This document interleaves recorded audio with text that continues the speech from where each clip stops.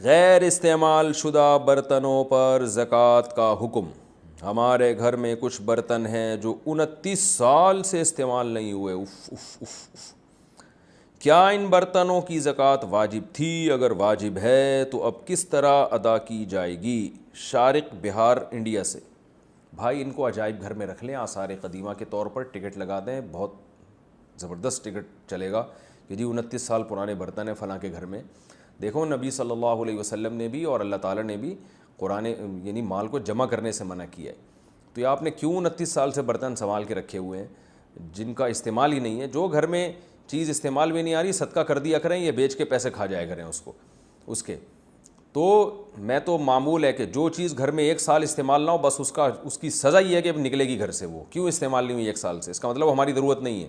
شیطان فوراً یہ کہتا ہے بھائی بعد میں اگر ضرورت پڑی، تو شیطان کو بتاؤ 1 سال اگر ضرورت نہیں پڑی ہے نا تو جب ضرورت پڑے گی اس کو اپنے پیسوں سے خریدیں گے، ابھی فی الحال اس کو نکالو گھر سے، مال جمع کر کے نہیں رکھنا ہے۔ تو باقی یہ کہ اس پہ زکوٰۃ نہیں ہے، البتہ قربانی لازم ہوگی۔ اگر ان کی 52.5 تولہ چاندی کے برابر قیمت ہے تو قربانی واجب ہوگی، اور ایسا آدمی زکوٰۃ لے نہیں سکتا اگر ان برتنوں کی قیمت 52.5 تولہ چاندی کے برابر ہے۔ لیکن زکوٰۃ استعمال کی چیز ہو یا نہ ہو اس پر واجب نہیں ہوتی۔ زکوٰۃ تو 4 چیزوں پر ہوتی ہے: سونا، چاندی، مال تجارت اور نقدی جو کیش رقم ہے، اس کے علاوہ کسی چیز پہ زکوٰۃ نہیں ہوتی۔ اچھا بھائی، قرآن کے شہید نسخوں کا کیا کریں؟ مسیح الدین کرناٹک سے۔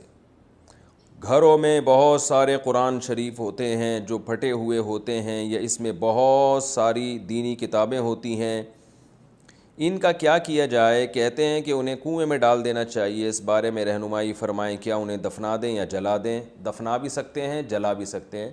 دفنانے کے بجائے جلانا زیادہ بہتر ہے۔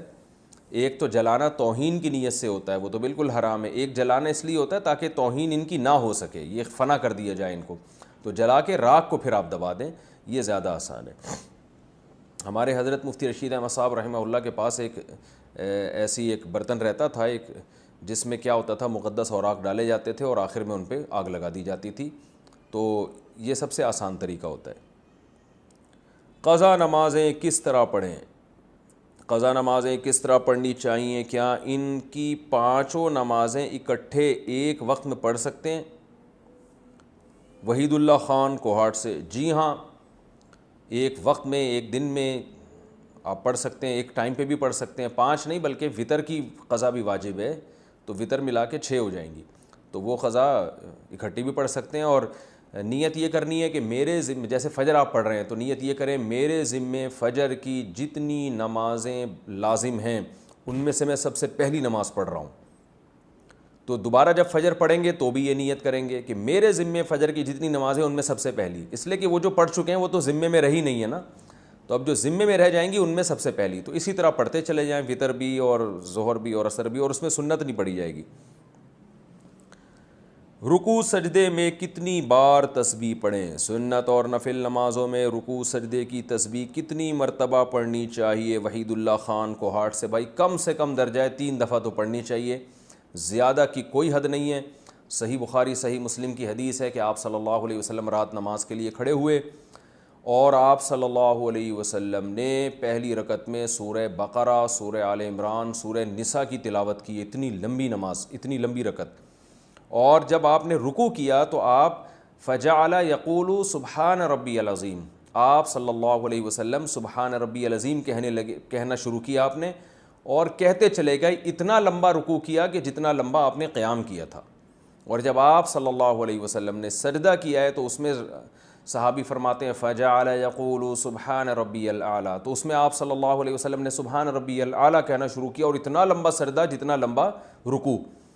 تو جتنی بھی آپ دیر تک سبحان ربی العظیم پڑھتے چلے جائیں، بہت اچھی بات ہے، برکت کی بات ہے۔ البتہ امام جب نماز پڑھا رہا ہو تو اسے حکم ہے کہ نماز مختصر پڑھائے، ایسا نہ ہو کہ وہ پیچھے سارے مقتدی ایک ایک کر کے کھسک جائیں اور اکیلا امام ہی رہ جائے۔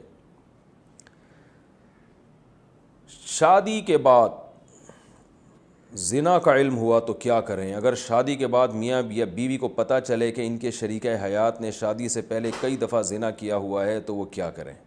حبیب اللہ انڈیا سے۔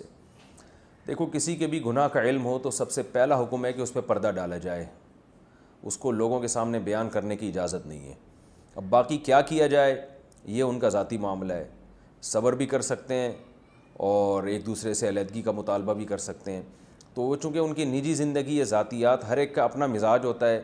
بعض دفعہ اتنی مرتبہ زنا کیا ہے کہ اعتماد ہی ختم ہو گیا اب سامنے والے کو، کہ جس نے اتنی دفعہ کیا اب وہ کیسے چھوڑے گا۔ تو آخرت کے معاملے میں تو ہم ظاہر کے مکلف ہیں۔ کوئی اگر کہتا ہے میں نے توبہ کر لی تو ہمیں یہی حکم ہے کہ ہم مان لیں کہ توبہ کر لی ہوگی اور اس کے ساتھ اچھا سلوک شروع کر دیں۔ لیکن جو معاملات ہیں، لین دین، اس کی مثال ایسے ہے جیسے کسی نے آپ سے قرضہ مانگا، ادھار مانگا۔ اب ایک معاملہ ہے نا، پیسوں کا معاملہ، آپ کا ارادہ ہوا اس کو ادھار دینے کا، لیکن آپ کو پتہ چلا کہ یہ پہلے کئی دفعہ چوری کر چکا ہے اور 20 لوگوں سے ادھار لے کے کھا چکا ہے۔ اب آپ نے کہا بھائی تمہارے بارے میں تو پتہ چلا ہے تم تو پیسوں کے معاملے میں ٹھیک ہو ہی نہیں۔ وہ جواب میں کہتا ہے، میں قسم اٹھا کے کہتا ہے اللہ کی قسم میں سچی توبہ کر چکا ہوں۔ تو اب شریعت یہ کہتی ہے کہ ظاہری معاملے میں تو آپ مان لیں کہ توبہ کر چکا ہوگا، لہذا اب لوگوں میں اس کو ذلیل نہ کریں آپ، لیکن معاملہ آپ اس سے جائز ہے یا نہیں ہے، پیسے آپ اس کو دیں گے کہ نہیں دیں گے؟ تو بھائی اس میں تو یہ ہے کہ بھائی جو اتنی دفعہ پیسے لوگوں کے کھا چکا ہے، اب پتہ نہیں اس نے سچی توبہ کی یا نہیں کی، دل تو اللہ ہی جانتا ہے نا۔ اور توبہ چلو کر بھی لی ہے تو یہ توبہ پہ قائم بھی رہے گا کہ نہیں رہے گا، تو دل کی حالت اللہ جانتا ہے، اس لیے ہم معاملات میں ظاہر کے مکلف ہیں۔ تو معاملے میں ایسے آدمی سے معاملہ کرتے ہوئے آدمی 100 دفعہ سوچے گا بھائی یہ پتہ نہیں کی بھی ہے کہ نہیں کی ہے، تو پیسے دیتے ہوئے 100 دفعہ سوچے گا۔ تو ایسے ہی جو عورت کئی بار زنا کر چکی ہو یا مرد کئی بار زنا کر چکا ہو، اب اس سے جب آپس میں نکاح ہو رہا ہے تو ہونے والا ہو جب نکاح، تو وہ بے شک کہہ رہا ہے میں نے 10 دفعہ توبہ کی ہے، لیکن اگر آپ کو لگتا ہے کہ سچی مچی کی توبہ کر چکا ہے تو ٹھیک ہے، معاملہ کر لیں اس کے ساتھ۔ اور اگر آپ کو لگتا ہے کہ پتہ نہیں یار اوپر سے نہ کہہ رہا ہو، تو کوئی اگر احتیاط کرنا چاہے اور شادی نہ کرے وہاں پہ تو بھی ٹھیک ہے۔ تو اور اگر نکاح کے بعد پتہ چلے تو بھی یہی حکم ہے۔ تو اس لیے شریعت کی روشنی میں جائز ہے، یعنی آپس میں رہنا ان کا۔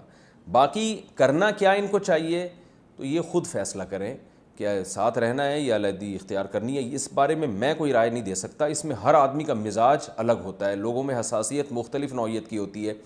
بعض دفعہ یہ بھی ہوتا ہے کہ بھائی واقعی سچی توبہ کر چکے ہیں وہ، اور ان کو طلاق کا مشورہ دینا میں دونوں کا نقصان ہوتا ہے، طلاق ہوگی تو اور زنا کی طرف چلے جائیں گے، دونوں میں سے کوئی بھی جو بھی زنا کرتا تھا وہ اور زیادہ خطرہ ہوتا ہے کہ زنا کی طرف نہ چلا جائے، تو ان حالات میں مشورہ دیا جاتا ہے بھائی طلاق نہ ہو۔ لیکن بعض دفعہ یہ بھی ہوتا ہے کہ دوبارہ کوئی چلا گیا بعد میں اور بچوں کے نسب میں بعض دفعہ خلل پیدا ہونے کا خطرہ ہوتا ہے، پھر بعض دفعہ اولاد ہو جاتی ہے، پھر بیوی کو پتہ چلتا ہے میرا میاں تو الٹے سیدھے کام کر رہا ہے، اولاد کے بعد اس کے لیے طلاق لینا اور مشکل ہو جاتا ہے۔ بعض دفعہ مرد کو پتہ چلتا ہے بھائی یہ تو ابھی بھی یہ کام کر رہی ہے، اس کو پھر نسب میں شبہ پیدا ہو جاتا ہے، پتہ نہیں یہ بچے کس کے ہیں۔ تو اس طرح کی بہت ساری پیچیدگیاں بعد میں پیدا ہو سکتی ہیں، اور بعض دفعہ کچھ بھی نہیں ہوتا لیکن وہم بیٹھ جاتا ہے دل میں، شوہر کے دل میں بیوی کے بارے میں وہم بیٹھ جاتا ہے بلا وجہ کہ یار پتہ نہیں کیا کر رہی ہے۔ تو ایسے معاملات میں جو مبتلا بھی ہے وہ خود فیصلہ کرے گا۔ مفتی کا کام ہے مسئلہ بتا دینا کہ بھئی طلاق دینا لازم نہیں ہے اور علیحدگی اختیار کرنا لازم نہیں ہے، تو بہتر کیا ہے یہ جس پہ گزر رہی ہے وہ خود فیصلہ کرے گا۔